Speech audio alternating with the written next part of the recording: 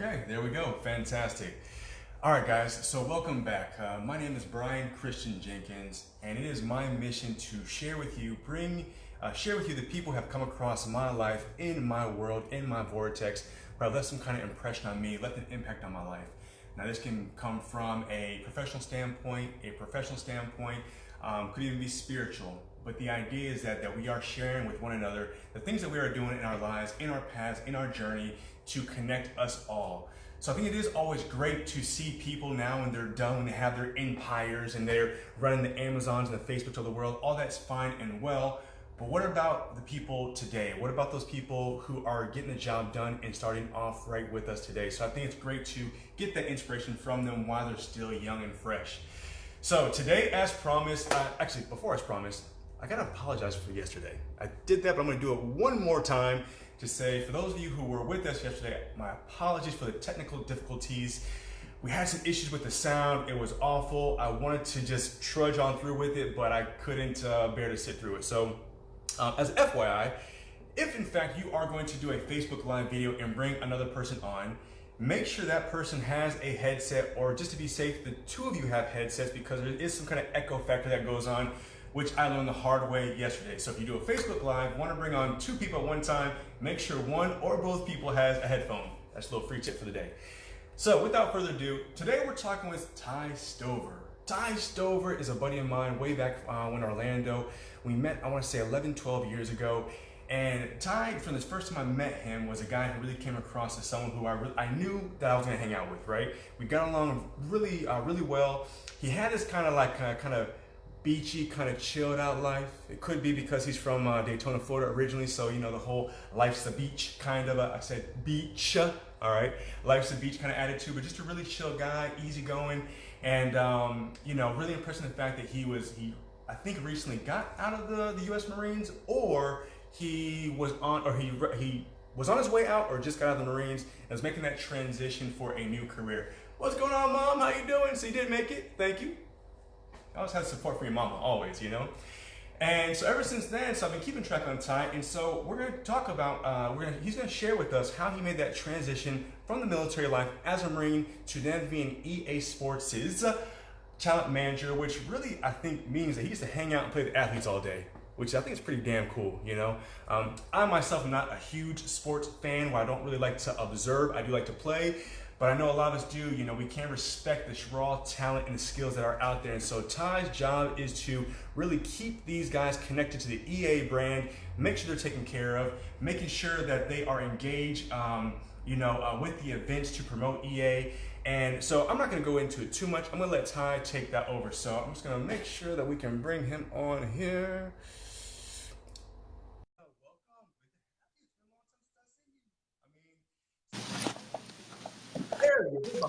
Yo, Okay. how's the audio? Oh my God, it's beautiful, bro. It's beautiful. How is it? You don't have headset. How is it working? Well, you know, I didn't want to point fingers because I'm not one to work in the past, but I think I'm going to do someone's headphones or lack thereof. But no. Does the chat think the audio sounds good? First of all. Yeah, let's do this. So Alicia, see who else is on there. I think that's Karita. Guys, help me out the sound. Make sure it sounds okay. At least it sounds good for me. Sounds good for Ty. Yesterday it was horrible. Jay Chun, I'm gonna take you guys. Jay Chun, photography. He was our photographer for our wedding in Orlando, Florida. Fantastic guy, very professional. Keeps it light, keeps it fun. He kept our whole family engaged. So yes, it's good. All right. All right, good. So the stamp approval from Alicia, fantastic. So guys, while you're here, right on. Like or follow the video, so that way when future interviews do come up, that you're able to participate. So have your questions ready for Ty, because he's one of the guys, I'm going to pick his brain a bit from my perspective to understand how I can actually, more align my passions and interest with something that I want to do for the rest of my life. I don't want to just kind of work, and then hope I have time for myself to do some of my hobbies, where Ty has made that alignment to where it is essentially his job, gets paid to be a sports fanatic. Is that about right? Okay, say that. Okay. You know, it's somewhere. The perception is always here, in you know, being a professional babysitter to millionaires is like here. It's somewhere in the middle, I would say. But no, I'd say that from an overall perspective, yeah, you know, I'm have the ability, and I'm grateful for being able to be in a field in a role that I truly had passion for. So it wasn't always an easy process, and you know, as you mentioned, you know, coming from the Marine Corps beginnings and kind of using that as kind of a step to be where I want to be professionally. Wasn't the quickest. It took a lot of patience, but you know, I'm definitely in a spot now where I get to come to work, and although work is still work, I want to let that be known. It's truly something that I'm passionate about and would be doing whether I was with EA or somewhere else. Right. I like the way you cover yourself just in case the boss is listening in. You know, I just want to let my boss know that I This still is Facebook work. Live. Yeah. Well played, sir. Well played. I just want to just real quick, for those of you who weren't on yesterday, actually Ty owes me a thanks. And I don't even think I got this sense of gratitude for, like, again, 11, 12 years ago. Ty, you know, you have to acknowledge that if it weren't for me, you wouldn't have the wife and the family you have today. Let's keep it real. Well, I wouldn't have this wife and family potentially, you know. But no, that was an interesting story for those who could hear and were on yesterday. I didn't know the background of the partner situation that Brian endured, and that was kind of funny. But you know, since we just recovered from that, let's share it again for those who are just not coming in there. Because I know for sure Andy wasn't there yesterday, neither was Alicia or Karita. So real quick, before we jump into Ty's journey, so I met Ty in an events planning class, an event planning certificate class at UCF, the Rosen School of Hospitality. I forget how they phrase that nowadays. Doesn't matter. So anyway, you know, we're two young, ambitious guys. Ty says, yes, come out of the Marine Corps. I want to get to events. I want to do like the best party, the best scenes on Orlando's nightlife. I said, well, hell, I'm also in the events scene as well. You know, come to this association meeting with me, meet some people, meet some of the suppliers, meet some of the entertainers, and it's going to be great for the both of us to work together, and let's do this. At this time, I was actually on the team to open up Orlando Ice Bar. And so we were, the owner of the Ice Bar at that time was at the this association meeting. So of course, you know, wanting to, you know, be very, I don't know, sociable, I introduced Ty to her and said, hey, this is my business partner, Ty. You know, we're doing some side projects, so forth and so on. Ty, as always, you know, was great in this crowd, as a new crowd, you know, was, you know, mingling with everyone, not a problem. Met his wife there. And so left. The event was done. Ty didn't know that later on he would marry this woman, nor did he realize that he would be momentarily labeled as Brian's lover. And you say, well, why is Brian's lover? So I'll tell you. So I get back to work like about next week, and the operations manager asks, he says, so what are you doing this weekend? I said, oh, well, my girlfriend at the time, she's coming from Miami, and I'm going to bring her by the ice bar. He goes, your girlfriend? So yeah, my girlfriend. She lives in Miami. I live here. We do long distance. I'm going on with it like casual, right? He goes, but you have a girlfriend? Like, yeah, you know. So I'm getting a bit more confused, you know, this questioning, his line of questioning. And he goes, well, I didn't think you could have a girlfriend. So now my intrigue would get a bit offended, right? So I'm like, what do you have to have? He goes, well, no, because, you know, the owner said that you're gay. She met your partner the other day. Partner? A business partner, man. Like, that's not.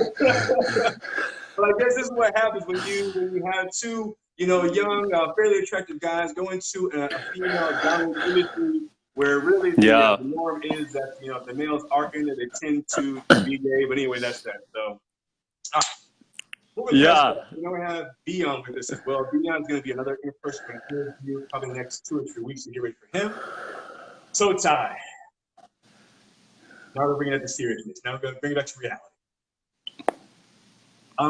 When you made the transition from, you know, marine life to the professional life, did you have any concerns at all, or what did you think about making that move? Did you know that you wanted to get into events, or did you kind of get out of the ring or Mhm. having to wing it, or what was that thought process like?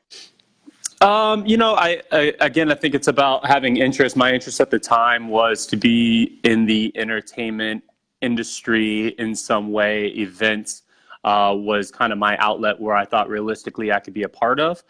And that drove me to the course where I met you. And then on the side, while I was still in the Marine Corps, I was planning parties at clubs and helping DJs get booked and music artists, handling their management, and it kind of grew from there.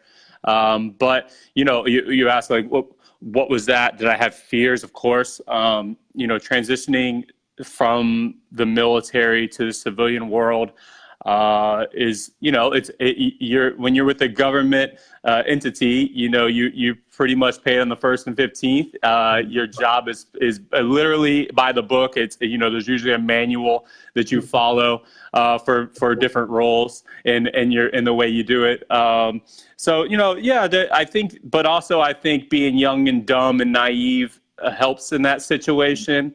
And also, one thing I do have to give credit to, and really they got me to where I am now, is, that military life did provide me the ability to get an education for free. It provided me the opportunity to have tuition assistance and to have Montgomery GI Bill beyond being active duty. So, financially, I felt like I was in a good position with the money I had saved, and also to have the ability to continue to go to school when I'm out of the active duty Marine Corps and still be taken care of. So, that's something that a lot of people don't get. You either have rich parents, you can't afford school, or in my case, I knew that my parents didn't have the financial means to send me to college, and my grades were not great because I wasn't very focused in high school on school.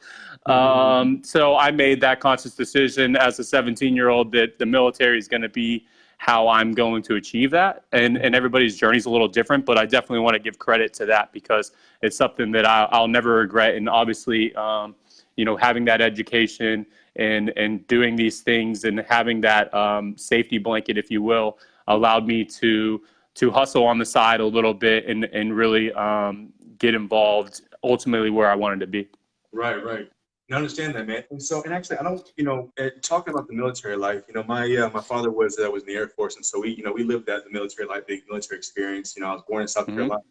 I was about 8 months old. We moved to Italy. We lived there for about 3 years, and then was transferred to Homestead Air Force Base in Miami. And I want to bring attention to what you mentioned about going from the military transition, and not to put a doom and gloom on it, but I think it is a topic that doesn't get enough attention. And that is that, unfortunately, a lot of the military personnel who come out aren't able to make that transition as smoothly. And the thing I want to highlight in that, I want to really go into the PSTD part of it, because that's a part that's a completely different animal. But what I want to do is when people make the military life their identity, where they built their whole persona around that, and that's who they are, would you say that sometimes people in your situation, whether they finish the 20 years and beyond or less, because I think you did 6 or 8 years? I did 9 years active. Okay. So once they make that transition from military life to civilian life, do you think that some people aren't able to make that transition because they are still holding on to that identity of what it is to be a military person, and then they go into civilian life, it's kind of that bump heads? Or what do you think causes that? Sure. I think it's perspective at the end of the day. I think it's that can be said about anything. If you took a break from your career to raise children, and then you wanted to get back in the shuffle of career world in corporate setting, that's not easy either, right? I think it's we put a lot of emphasis on those separating from the military to civilian life, and we're, as military members, we're super grateful for that. But at the end of the day, my perspective has been, look, I'm in a situation because I put myself in a situation, and I think that's true for anybody. I'm not going to discount those who have had hard upbringings or put in situations where they had things working against them, environments working against them. But at the end of the day, you need to, if you evaluate where you are and have perspective of where you want to be, then take it one step at a time and do it. I think that military, among different from others, we actually do have the support from Veterans Affairs and a lot of organizations. So it's, I think that overall, if you stop blaming, and this is across military and across anybody, right? You stop blaming and start doing. I really think that you can go places. It's a mindset. It really is. And those that need are in need can get help if they want to get help. So I'm compassionate to that, but also I think that perspective is everything. Yeah, for sure, man. I want to share a little perspective and mindset about Ty. So actually, one of the, as I mentioned, we met in a certificate class for I think event management. And now at this point in time, I had already graduated from UCF. I had my the undergraduate degree in hospitality with a focus on event management. I was already working in special events. I had 2 roles for sure at that point in time under my belt, things I've done in university as well. Ty comes out of the military. He's doing a certificate class. He's already throwing the hot import nights. He won that contract, and it was like the guy that was like one of the biggest parties in Orlando. I'm like, yeah, right? And so I think that's an testament to Ty's mindset, because as I said, even though I had the education, I had the technical theory down, and I did have the practical application down, I still, even at that point in time, couldn't see myself taking on that responsibility to do that. Whereas Ty, coming in knowing he wanted to do it, just took action. And I think that is the point that a lot of people should take on board, or can at least think about what's stopping us from taking action. Because a lot of times, like I said, when we have an idea of what we think we can do, sometimes we put a cap on our capabilities because we're telling ourselves that I'm not ready, maybe I can't, it might go wrong, it's too much of a responsibility, whatever it might be. Where, as you said, whether it was, youth on your side or whatever it was, which I don't think it was, because this mindset you had has lasted you until today, it is that belief in yourself and just getting it done, right? So talking about getting done, you are, again, the talent manager for EA. So what exactly does that mean? What actually is that, or what does that mean? Because you did mention kind of like a professional babysitter for the millionaires, but why is this role really important for EA? I mean, I have my ideas, but can you tell us why that role is important and what the value is in it? Sure. Like, I think the short way to sum it up would be, my role is to acquire talent, more athletes for me personally, for the usage of marketing. And what that is executionally is all the way from, say, working with our product team and saying this next product is really focusing on a certain thing. We'll call it the run game in Madden. And then, working with my team here to establish through research who are the best candidates that can fit these product offerings from a marketing standpoint, working with my business affairs and legal team on negotiation and ultimately signing the contract. And then the hard work starts on my end, which is executing these things. So, photo shoots, commercial shoots, social posts, you have it top to bottom, logistics from travel, car service. That's really where my job kicks in. The other stuff is hard and takes time. But where you see me traveling a lot and doing a lot of things is really executing with that talent. Great, man, great. And now take us through that process. So now, again, I kind of, to put it lightheartedly in a joking way, I said, for example, Ty's job is to pretty much hang out with these guys, which of course he's explained more to that. So being a sports fan, a sports fanatic does help, right?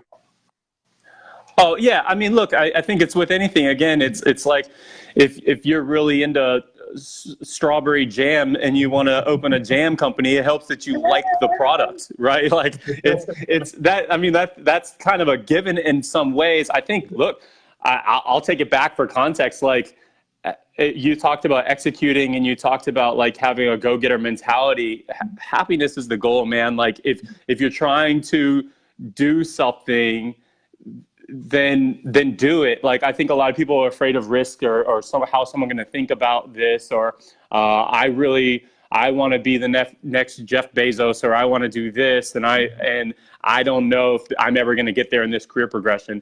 Who cares, man? I think that ultimately we're trying to get a certain place, and my interest in sports is what drove me to be where I am, because going through entertainment industry and the music industry, it was like it's there, but at the end of the day, I'm rushing home because I want to catch Sunday Night Football, right? Or I know there's a big game coming on tonight in the NBA. That's where my interests were. That's where it was easy for me. I didn't have to dig in and read about certain things. That stuff found me because I was sourcing it organically. So if you find yourself in a spot like that, yeah, absolutely, it helps. When we're talking about targeting certain individuals for marketing purposes, if you have your finger on what's going on in the world of sports, obviously those directions, you at least surface some of those conversations that are happening in the world of sports, and you can say, oh, okay, that guy is going to be the MVP probably, or this guy is killing it right now, but he's in a smaller market, or this guy is not so good, but he gets a ton of interest because he plays in New York, right? So, understanding that and the economics behind that is definitely beneficial, and that really has come naturally to me. Great, man, great. I have a follow-up question. Before I have that follow-up question, I want to recognize a couple of people here who I know actually are doing what you're doing, not necessarily in sports, but actually living their life of passion. Last week we spoke to Tanya Hawkins. Again, she has her entertainment company. She was an entertainer herself. One of the dancers for, I'm about to say Soul Train. She's about to slap me too. A solid gold dancer. Solid gold dancer. Now with her entertainment company, we have Andy on here. Andy Caldwell, who is now a photographer. He's always wanted to be a photographer, and recently has opened up his business. He's out of Orlando as well. So you can find him with his photography services. And I'm trying to get my mom, all right? My mom as well. She's the crappiest person I know, right? Recently retired. If you see pictures all day long about these things that she's doing, I'm saying, Mom, turn it into a business, not that you need to, but just to make sure you keep yourself fresh. So to recognize those people, and of course, I want to try to get Alicia as well. Alicia has a pretty cool project coming that she's working on. I'm not going to spill the beans too much, but essentially it's how to really build the infrastructure of a community to make it sustainable and all those great facts. So, Ty. Go ahead, Mom. Yeah. So go, Mom. Being a sportsman, okay, so that was one element to it. But what skill set did you recognize in yourself, or how did you have to sell yourself to EA? Because you weren't always in that role, right? You didn't walk in as a top manager. You were actually in the company. And then you had to really identify skill sets to create a job for yourself. So what skill sets beyond just being knowing the sports did you have? And how did you actually pitch that to them and say, hell, yeah, this guy actually has some. This actually works for me. You had to add value to the position. I don't know if it came along as so much a pitch in the traditional form. No, I think that, look, I think it goes back to self-evaluation. I'm big on that. And it's not just the 1st of January where I think, like, where's my life at? It's really about every kind of step along the way. And for me, understanding that I like entertainment, or I like this. And at the end of the day, I was playing EA video games. Like, that was what I did at the end of the day for my recreation. And so I always had interest in sports. I had an interest in gaming, and sports gaming was was the pinnacle, Madden being my #1 game. And so the opportunity to work for EA was a dream come true. Getting into EA and then working on that, day to day, and having self-evaluation, I was working on the product side of things. And at the end of the day, it was understanding that my interest wasn't necessarily in gaming as much as it was sports. This was the EA Sports is especially in the Orlando market, is really the biggest connection of that.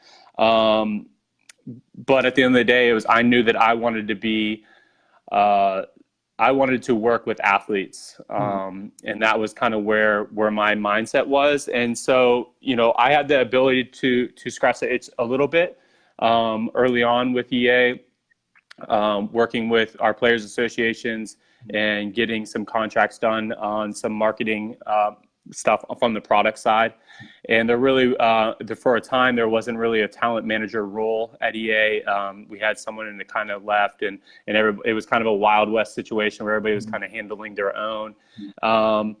And, you know, I think that at the end of the day, I pushed really hard on being on the player side and doing stuff with talent. And that was really where my interest was. And so when, you know, even asked on the corporate setting, where do you see yourself in 2 years, 3 years, whatever, which is a normal conversation. Mine was always this like role that didn't really exist. And I just kept communicating that. And at the end of the day, I knew personally that I was going to get there, whether with EA or otherwise. And reality struck to me, just having self-awareness of the situation, that it probably wasn't going to be at EA, because the role didn't exist, and it looked like business was working just fine without the role in some capacity on the back end. And I don't know the full story, but it wasn't. And really managing those talent assets was something that was critically needed. And slowly but surely, I got traded to a new team, and it's been really great. The team has grown from being freshly new and not really understanding. There was no, for the opposite of what I talked about in the Marine Corps, there was no manual, there was no somebody I could shadow. It was really just kind of getting in there and establishing myself and understanding who does what in some regards, and then how do I work with those people. And I've been fortunate enough to be given the reins of ownership to try to build the process, and with cross-functional teams, and making sure that process works for everybody and people are happy with that. And it's a constant battle. It's constant communication. Communication is really the key part of it. But yeah, it's just really evolved. I've been with EA about 6 years now, and this is where I wanted to be, and I'm grateful for that. And yeah, it's all kind of worked out. Yeah, thanks for sharing that, man. And I'm glad you said the way you did, because you packed a lot in there. I want to pull out a couple of things. Before I pull out these 2 bits, I want to preface a little bit something we talked about before, because you mentioned before that you were into sports, and I think you said you had some interest, for example, in the world of being a sports agent, but really that lifestyle of being like in the, I think you said going to the East Coast, or living that lifestyle really wasn't what you wanted to do. Working with the athletes was something you wanted to do, but actually kind of living the Hollywood lifestyle, all that stuff just wasn't it. So just real quick, though, before I go into that, if you guys have any questions for Ty about what it is that he's doing, how he did it, make sure you put those in the comments so we can get those questions out to him. If you want to share your experience as well of how you are actually living your life or trying to align your life with passion, so we can all learn from that, please do that as well. And of course, like and follow the video. So what you said, what I really love is you always had that vision going forward, right? So because when you said, well, how do you see yourself in 2, 3, 5 years? Because you saw that, I would imagine that made you kind of work towards that role. So even though it may have been a slow process, you said you had to have patience, because you did see a bigger role there, whether you recognized it was in that company or not. Every day you came to that job, you were really doing a role that didn't exist yet, little by little, right? And at the same time, you shared that idea. And I think that's something else that people need to recognize is, if you are working for someone else, and you do want to be, have a career with a bigger company, is not to be afraid to express your desires. Because sometimes we think, okay, it's gonna be ridiculous. Maybe they won't take me seriously. Maybe, they're gonna think that I don't know, whatever we might think of why we won't put that forward. But because you had the confidence in yourself, you had the vision, and then maybe even the trust to say, hey, this is what I see. People were able to align themselves with your vision as well. So how do you think seeing that made you step into that role on a day-to-day basis? Look, I think there's a lot to be said there. I think that it goes back to, for me personally, it's about taking calculated risk. Like, I've always been one to say, like, hey, if you lose money in the short term, who cares? Because like the learning process is worth it. I always attribute that to, like, how much did economics 201 cost you, or how much are you still paying on student loans for? What do you have from that today? I can tell you from the losses I've had along the way, from taking risks that maybe weren't as calculated as Brian would take his risk, that I've learned so much more from it. So, and then, I think that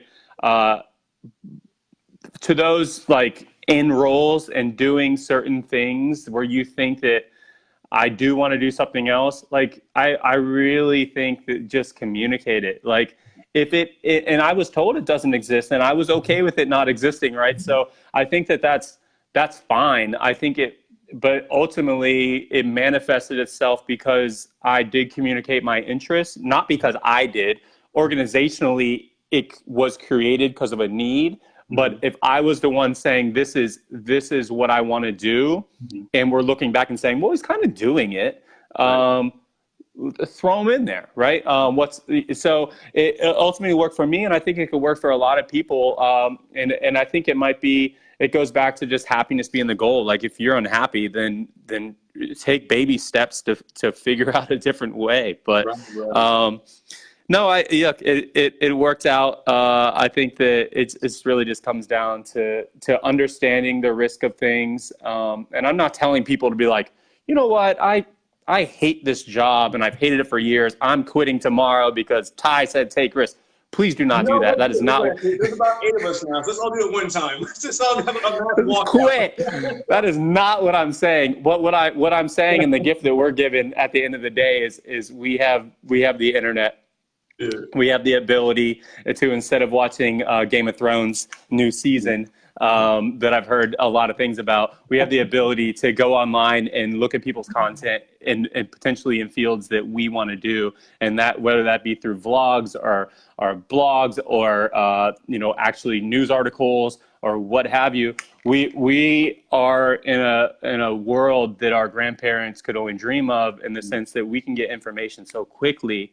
And so if we're sitting back and going, oh, well, I don't know, this pays the bills and I don't want to ruffle feathers, that's okay. But communicate where you want to be, first with yourself, and then internal, to your business folks. Right. And ultimately at the end of the day, if you're serious about it and you're seriously unhappy in what you're doing, start to think about that next step and what that next step is, and what can I do now before that role becomes available, or what can I do now to transition my life somewhere? And you touched on it quickly, was like, for me, I just envisioned, like, at some point I was like, I'm going to be a sports agent. Right. That's a process. And I think through the process and getting into this role, it's not really where I wanted to be in traditional sense. Like a contract sports agent was an idea. It would, the bigger agencies are in LA, Chicago, New York. I wasn't really ready to move. So, I did have patience with it, and luckily it worked out for EA Sports here in Orlando. But at the end of the day, it's just about identifying what you have interest in and pursuing those, even at the micro level, a little bit by little bit, because we do have that ability now better than ever. Yeah, absolutely. That's a great point, Ty. Like you said, like being resourceful. And if you caught the an interview we had before with Alex is joining us now, Alexandra Gorditz. And we were talking about, that self-talk. So one of the things that, if you could explain to us a little bit, Ty, and I'll finish the question now, is that self-talk, because we talked about how important that is to believe in yourself. Because really, before you can think that anyone believe in you, before the higher ups at EA could believe in you, you had to believe that in yourself, transmit give that energy off to them, and actually, like you said, be happy about, the role you were doing, even though maybe you wanted something a bit more later on. Enjoy what you're doing at that point in time and show that passion. Now, Andy asked a good question. He was saying, he was asking, so how has the discipline from the military life helped you maintain the discipline overall in your life, and how has that helped you in your career, if at all? Yeah, no, I think it goes back to perspective. Like I said, I spent 9 years active duty. I spent a tour overseas in Iraq. At the end of the day, I think a lot of people get riled up about smaller things. And I think I became more binary, more black and white through that experience and through that discipline, when you know, when things get a little wild in the corporate setting or there's certain things going on, I kind of just take it down. And from a discipline level, I show up early and do what I got to do and stay as late as it takes, and including, you know, I'm being on my phone in bed, writing emails or whatever. I think discipline, my time in the military has given me perspective is like, this is not that bad. You know what I mean? When people are really stressing about certain things, I'm like, this is not, you have no idea, right? So I think a lot of people get riled up over small things and they're worried about internal politics and things that can happen in the corporate world. It's just not me. Like, I'm just not going to be concerned about that, and I'm not going to lose sleep over that. At the end of the day, the things I lose sleep is the stuff I can control. And I'm trying to execute the best as possible for the things I can control. Anything outside of that, it's like, it's going to happen. The perceptions that people have of me who don't know me is one thing. That's fine. At the end of the day, like, I know what my intent is, and I know, and I have a good perspective based on that history. It is what it is at that point, really. Beautiful, man, beautiful. And that's actually going to lead us into Beyond's question, or Beyond's comment. Beyond is actually, again, as I mentioned, we'll have him as a guest in about the next 2 weeks or so, talking about, you know, what he did as a father, the businesses that he has opened up. And so when he writes down here, he's mentioned that he opened 2 businesses, current companies, that would have never thought that he would have done just a decade ago, but now he saw the opportunity in the market to get it done. So what his point is to never let people tell you that you can't do it or it's not possible, which I think in some kind of ways has resonated with your story, where you said, you know, they told you the job you want isn't there. You saw it wasn't there. People may doubt your abilities because, oh, well, he's a military guy. What does he know about, you know, marketing and the technical side of the business world, right? So Sure. You had to deal with any kind of, or maybe you already answered that question, but how did you deal with people kind of wanting to cut you down, to tell you that you couldn't do it or that it wasn't for you? Because I think that would then go into, like, you said, people who are enrolled for a company, or for people who want to do something different, because Beyond's a different case. Beyond has 2 different businesses and actually watched him grow and build from nothing. And so there's people like us, or like Andy, who's opened his photography business. People who take that leap of faith, like you said, that calculated risk, and just to do it, has to always come across people who says, are you sure? Is there money in photography? Can you really do online sales? Are you sure you can be a marketing guy? And those can affect us, it can kind of mess with our mind a bit. And so, well, damn, I don't know. Well, maybe there isn't money in photography. Maybe there is no money in sports marketing. Maybe I'm not smart enough. So have you confronted that, and did you let it get you down, or just kind of just press on forward? Look, I have a very supportive wife, and she knows where my mindset's at and where my drive's at. So when I at the end of the day, when I'm talking about spending an hour or 2 working on yourself or your future, I've always had that support, and to not be, brought down, at least on the home front. And that's very important. From a professional setting, I think there's always going to be naysayers, or people who are going to have certain beliefs about your skills and ability, and congrats on having 2 businesses and working towards that. At the end of the day, also, one thing that to be known is, like, if your passion's in something, but like the opportunity is not quite there yet, like, still build it. Like, you never know. Like, fidget spinners weren't a freaking thing either. And then, like, 2 years ago, holy crap, you know what I mean? And now everybody's got these things, you know what I mean? So, like, it can be so dumb, but if it's something you really have interest in, and again, I'm not telling you to quit your 9 to 5 to pursue it completely, but just pursue it on your side. If it makes 0 money or costs you money at the end of the day, so what? Like, consider it recreation if you need to. It's I think that so many people get spun around other people's thinking, and if your heart is in the right spot and you're truly chasing your happiness, like, what can you lose? Like, what are you gonna lose? Some money? Okay, like, oh well, like, move along, find the next opportunity. So I mean, that's just how my mindset is, and everybody's different, and I don't want to discount that, but I think that we're an ability, again, to make the next steps more so than anybody in the history of time right now. So it's really awesome. No, you're absolutely right, man. Just like Jill says, when people do, doubt you, listen to that small voice that says you can. That's something, and honestly, that's something I struggle with at different points in time in my life, specifically like when I came to Europe, for example. I came off a bit of a high in Orlando, building a network, meeting great people like Ty, for example, just networks and connections becoming stronger.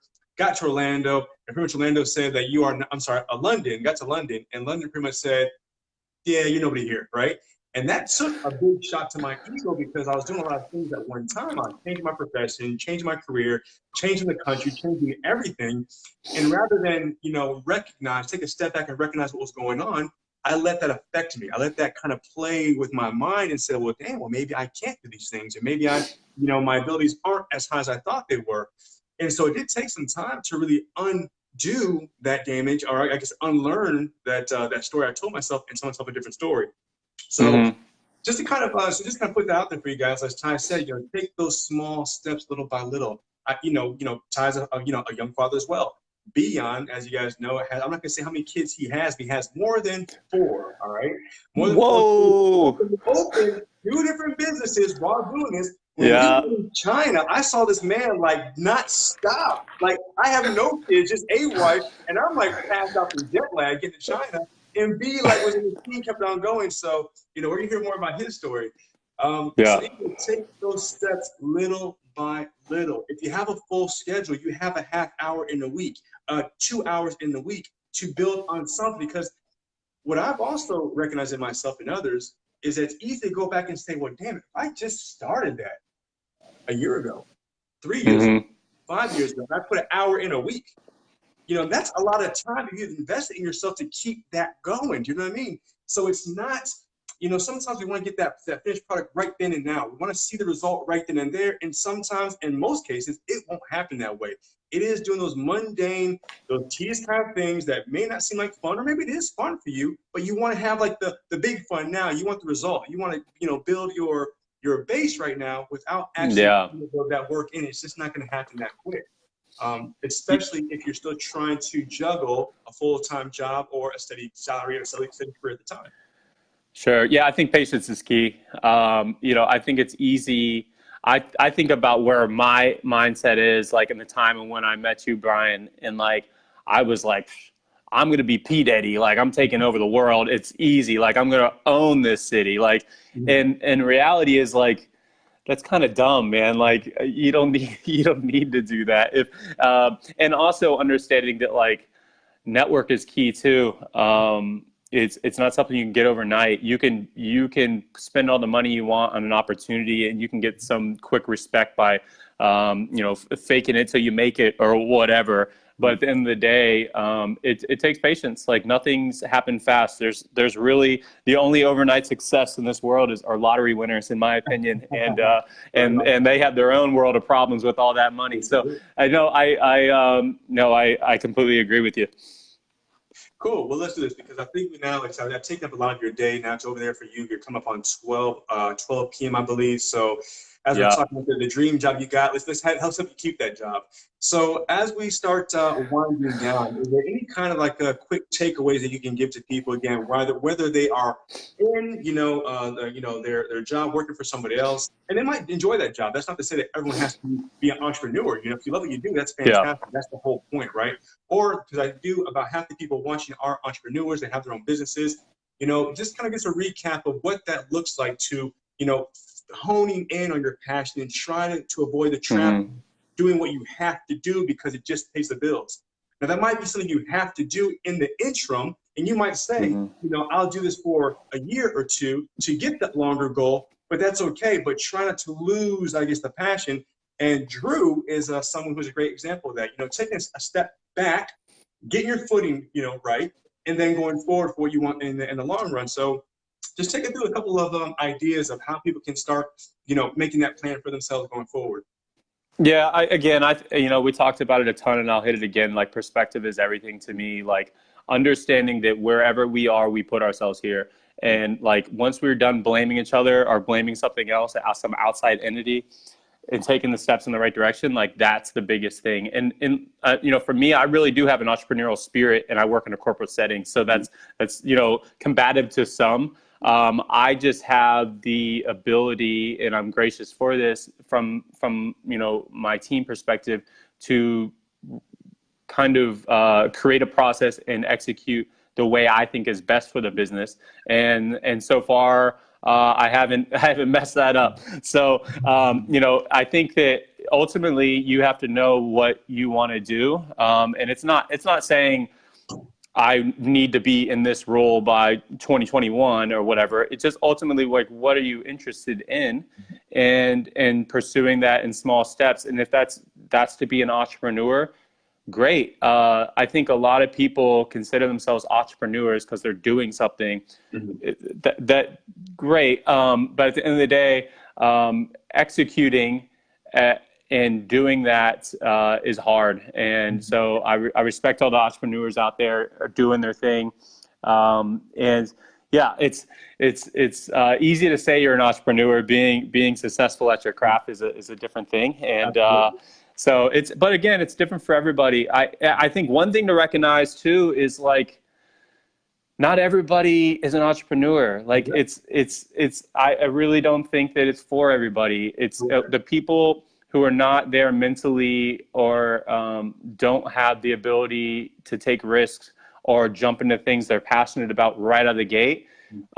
Maybe the corporate setting's okay. Like, learn on somebody else's dime. Like, there's nothing wrong with that. I think that people are chasing, whether that be chasing the respect of being a, you know, again, like one of the top businessmen or women in the world, and they want to fall into that. I think at the end of the day, like, understanding and having the self-awareness that you don't need to make $1 million a year to be happy. Like, that happiness level could be $35,000 a year, and you're just killing it doing whatever the heck you do, whether it be photography or whatever, and that's what you like. Like, who cares? Like, be the best whatever it is that you want to do, and then you know, you'll grow through that. Like, it's super simple, like, when you really think about it. And I think people are chasing things that they think are going to make them happy, and ultimately they might be in a great spot. They just need to take it down a notch, or communicate, to make micro moves where they are, versus like this major life-changing thing they think's going to make them an extra $15,000 a year. But reality is that extra $15,000 a year makes them hate life because they don't get to see their family anymore, or they travel too much, or this and that. So yeah, I think everybody's different, but just, you know, understanding where you want to be and what makes you happy, and that can change. But understanding that in the now and where you see yourself in the future is everything. Absolutely, babe. I love that. I love the way you framed that last part of it. You know, again, is, you know, for example, where we are now doesn't have to be where we will be in the future. So your current situation isn't your destination, but it will be your destination if your mind isn't right. So just as you said, you know, if you're going into it in a situation you don't want to be in, whatever it may be. It doesn't mean it has to be entrepreneurship or making $1 million. Simply, if you're in a situation that you don't want to be in, change it. Make those active steps, those practice steps to change it. So Ty, my brother, I want to thank you for joining us. Thank you for your patience yesterday with the technical difficulties. I'm proud of you. I love you. I love seeing you. So next time I come back to Orlando, we got to have a date. Leave the wife and the kids at home, you know, just me and you link up. Oh, okay. And for sure. So, but not like in a kind of lovey-dovey kind of way, you know what I mean? And, you know. Oh, wait, yeah. Hold on. Who are we talking to? Exactly. So guys, just so you know, so next, actually this Friday, we're gonna have a Rose with us. Rose is gonna take us through her journey about, again, living the corporate life. She is a consultant for NASA. She's a performance manager for NASA. She raised her child through the sophomore year at UCF, studying in the library till 2 a.m., making a way out of no way. Had immigrant parents who did not speak English. She was actually doing their taxes at 16 years old. So you want to talk about someone who has a long-term vision and someone who's going to get it done? Rose definitely has a story for you guys this Friday, 1 p.m. Eastern Standard Time. Again, Todd, thanks so much, baby, and we'll see you later. Thank you. Best of luck, everything, brother.